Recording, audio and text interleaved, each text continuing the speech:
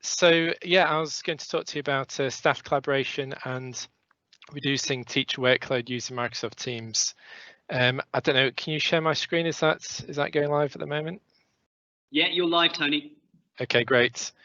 So I'm going to try and keep it as short as possible because I know we've not got a huge amount of time.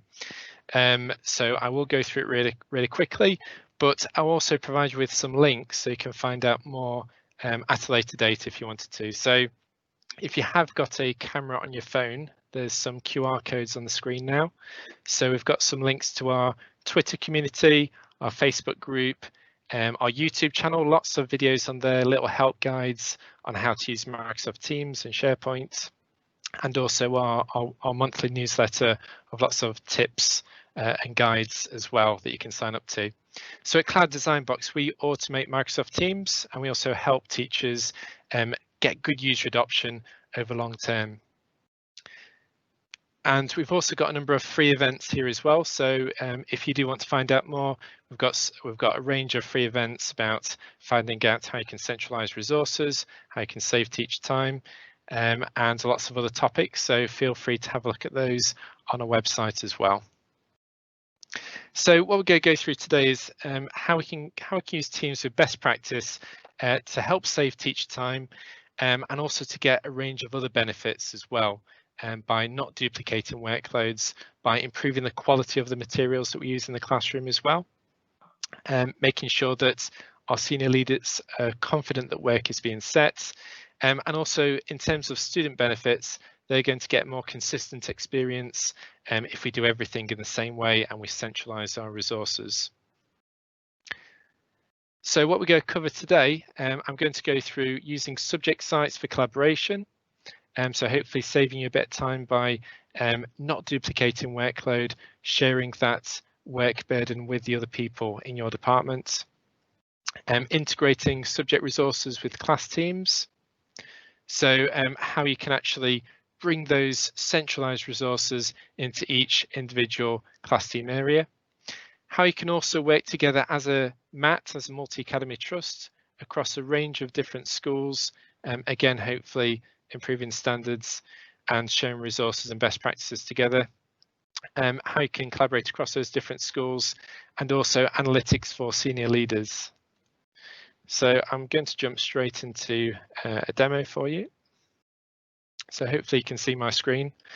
So if you've not seen class teams before, I'll give you a quick overview of how it works, and a really brief overview of how that works and how it sort of fits into each individual school. So a typical school will have maybe a typical secondary school might have 800 to 1200 class teams created. So that's quite a lot of teams to sort of manage and keep up to date. So you may decide to do that by automating MIS data, or teachers might create their own classes inside Teams, and that's entirely up to you as a school. But this is how it looks. This is a class team for 11Y English 3, so it's a Year 11 English class. So I've got a post area where I can start conversations with my students. I can have a chat about various topics. And you might find that actually this is a great platform, not just for the pandemic when schools are shut and students can't go into school, but also as a platform to extend the classroom. So if you've got students who are too shy to put their hands up in class or too anxious to speak in front of other people, then this is also a great platform to actually get them to participate in those conversations in an environment that feels safe for them. So it's a bit of that walled garden where you can have those conversations. You've then got your Files tab, and this is where you can store documents, maybe some class materials that you're going to work on with those students. You've also got a class notebook where you can effectively have a student exercise book that's online, where students can take notes, they can do some work, and as a teacher, you can virtually stick your head over their shoulder and see what they've been working on in class. You can also set assignments, so you may already be using Teams or other applications to set online assignments, and this is a great way to hand out work and then collect it in and grade that work. But the topic of today's session is to look at how you can save time, save teacher time by centralizing your resources. So when you come to use these class teams, one of the problems I think many teachers find is if you're a teacher and you teach 5 Year 11 English classes, that means you're going to have to upload your resources into that Files tab 5 times every single academic year, which is a lot of work for teachers. It's duplication of work, and it's something that ideally you don't have to do. So one way of getting around that is, instead of putting all of your documents inside each individual class team, is to create a subject team where you can share resources with everybody who teaches that subject and all the students who are enrolled on that subject. And that means that instead of uploading resources 5 times every single academic year for all of the classes that you teach, you only have to do it once in one place, and you can share it with the rest of your department.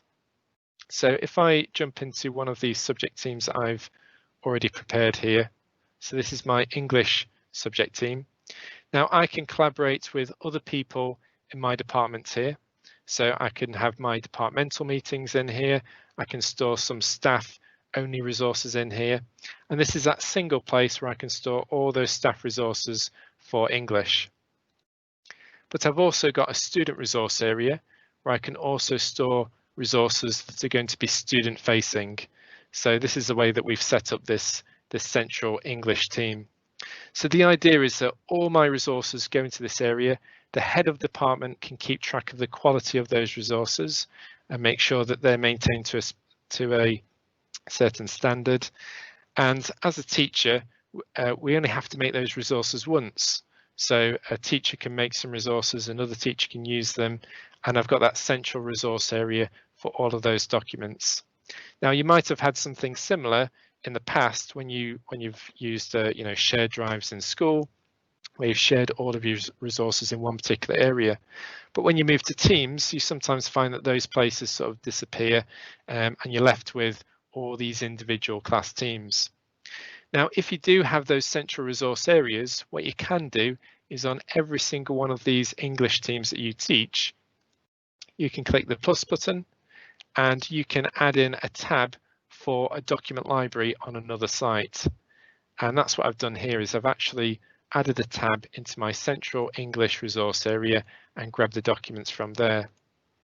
Now that's something that we do automatically with our software, so teachers don't have to, but you could easily do that yourself just by pressing the plus button. So I've now got my resources here for English, and this English tab here will be added to every single English class team across the entire school. So we're all working from the same resource pool. So students, they can all go here and they can grab access to those Year 11 English resources. And as a teacher, I only need to update them in one location.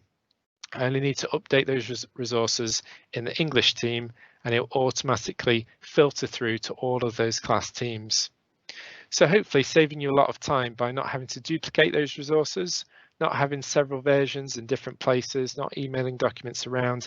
They're all in that one place. Is that one version of the truth, and we can just reuse those resources in all of the classes that we teach. And the same for the staff documents as well. I don't ever need to leave this class team to get access to those central resources that I'm going to use in the classroom. And that also gives us an added advantage when we come to set assignments for that class. So if I go and create a brand new assignment for this group, and if you haven't seen Teams assignments before, check out our YouTube channel and I'll go through it in a lot more detail there. But when we create a new assignment, say it's of mice and men essay, I give them some instructions and I can attach resources to this particular assignment. Now, out of the box, I can attach resources from my OneDrive. So that's my own personal documents. Now, ideally, staff shouldn't be storing their resources in their OneDrive because that OneDrive belongs to that one person. It's not shared with the rest of the department. And again, it's not particularly going to make you any more efficient. I can set resources from a class notebook page, which is really useful. I can add links and I can upload or create new files. But if I do have those centralized resource areas, if you create that centralized English team, they can actually go in here. I can grab that English class team, go into my student resources and grab one of those centralized resources that me and my department have created together. So I can attach that to that assignment in just a few clicks.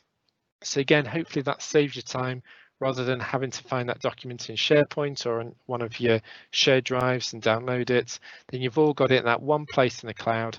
You can use it from anywhere on any device. And again, you're only having to use it once. So as a head of department, instead of asking to be added into every single English class team, I can just check that central English resource area and I can check the quality of those resources that we are using within all of those classes for English. So hopefully saving the head of department a bit of time having to trawl through those classes and check what work has been set. Now, another way that you may also want to collaborate together is not only might you have subject teams, but you might also have departmental teams. So for example, science might be made up of biology, chemistry, physics, whatever other science subjects that you teach in the school. And by having a physics team, that's great. I can share resources with the students, but actually as a department, we might need to come together, have departmental meetings, and also share best practices, share resources with each other. So again, another layer of this might be departmental teams where you can work together, you can share resources all from within teams. And you can also take that to another level as well, because if you work in a trust of schools and you have lots of schools within one particular Office 365 tenant, then you could also create a science departmental team for all staff across all of the schools. And again, this could be a place that you share best practices. As a trust, you might decide we can collaborate across the different schools. We can share resources across the schools. And again, hopefully that again is going to save people time working together rather than working individually. So a couple of other things I was quickly going to show you was analytics. So if you haven't already seen this, inside Teams, you can do this out of the box. You can press the plus button and you can add the Insights tab to any of the class teams that you teach. Now, as a teacher, this will give you a good overview of how active the students have been, how they've been contributing, what their engagement has been with your online lessons. So I can see student activity and I can track student activity across my class. Now, this is great for an individual class, but again, as a head of department or as a head of year, as a form tutor, how do you check the engagement of a specific student across the entire school? So Microsoft have released a new Insights app, and this will let you do just that as a school leader. So I can see all of my classes and how inactive the students have been. So it will alert me to any students who maybe aren't participating in those lessons. But I can also switch to the leader's experience and get an overview of individual students and their activity across the entire school. So I can check on the digital engagement of all the students. And I can see it, there's not great data in here because it's just a demo, but you can imagine this being populated. So I can see that Susan has been active for 1 day. She's not taken part in any meetings. Has she been responding to classmates and to the teachers? And again, this will give me a bit of an overview of how well students are engaging. If there's any students who maybe slipped off the radar. And again, I can create some reports here as well and find out their activity. In addition to that, you might also want to check on teacher engagement with the platform, because user adoption is one of the hardest things when it comes to using Microsoft Teams. And as a head of department, you may want to track the, you may want to track the quality of resources being used, but you may also want to track, have teachers in your departments been setting work for the students inside Teams. So this is a dashboard that we've created from Teams data, and you can see actually this is usage in school, usage over time. I can sort it by subject area, so I can see, is there a particular subject area that needs maybe a bit more CPD time focused on Teams training? Maybe they need a bit more assistance getting that up and running.